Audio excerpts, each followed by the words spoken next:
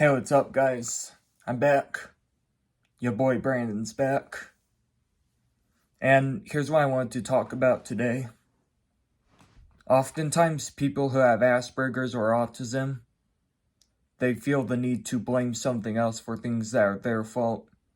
So when they do something wrong, they feel the need to blame something else. And the reason why they want to blame something else isn't clear. I don't think anyone's really looked into it.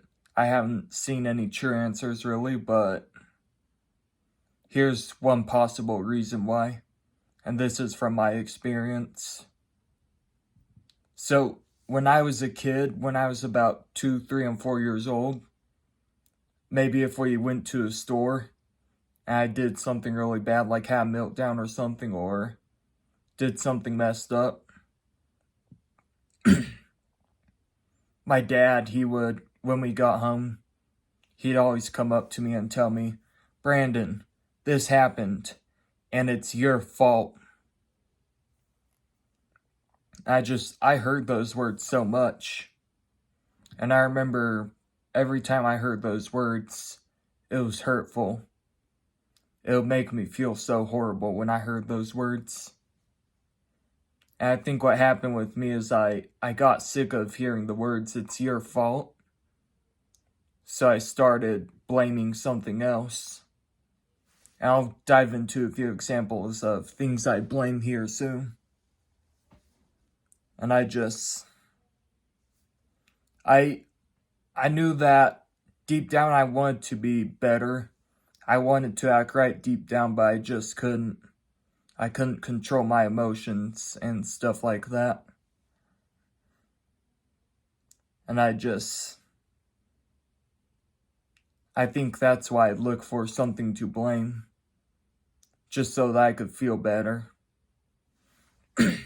Now, one of the first things I'd ever blame when I was at that age, he's called the Green Boy. Now, the real ones are gonna know who I'm talking about. So, basically what the Green Boy is he looks a lot like Plankton from SpongeBob, except he has 2 eyes. He has 2 eyes instead of 1. And instead of sounding the way Plankton sounds, like kind of a deep voice, kind of aggressive, he sounds something like this. You know, something like that. So yeah, the Green Boy is the first thing I'd start blaming if someone were to tell me, "What have you done?"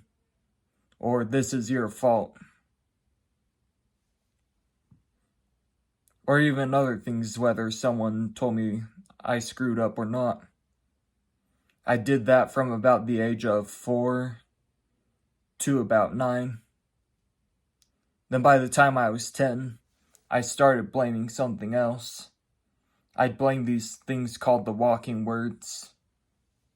Now, here's what they are. Basically, it's a word. It's a living being.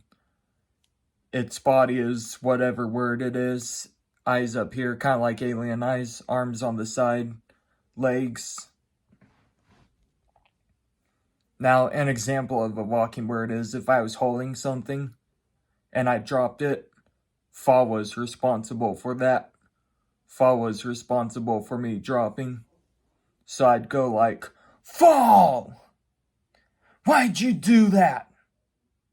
Knock it off!" And I'd even do stuff like go punching at the ground, thinking I was beating the crap out of Fall. There's other ones too. Where's one? Basically what where's responsible for is if I can't find something. Then there's forget. That's for if I needed to grab something but I forgot it. There's so many. Maybe I'll get into a video just talking about the walking words sometime. Then at some point in about middle school, the thing I'd blame is a curse.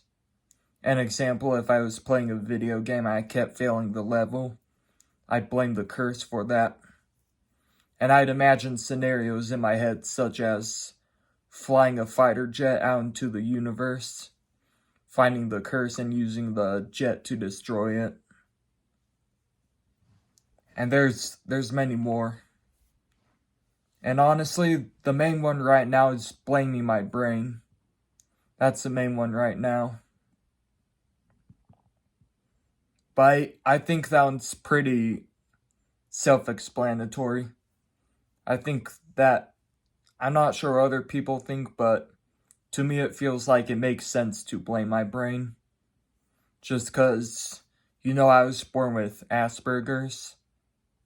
So it just, no matter how I try to do something right, my brain just doesn't work well enough. It'll act up. I just, I mean. Yeah. I'm trying to think of the best way to say it.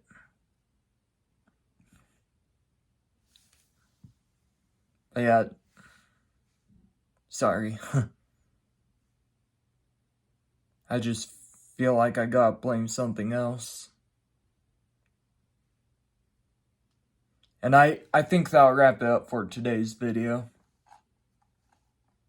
If this was helpful to you, it would be awesome if you could subscribe.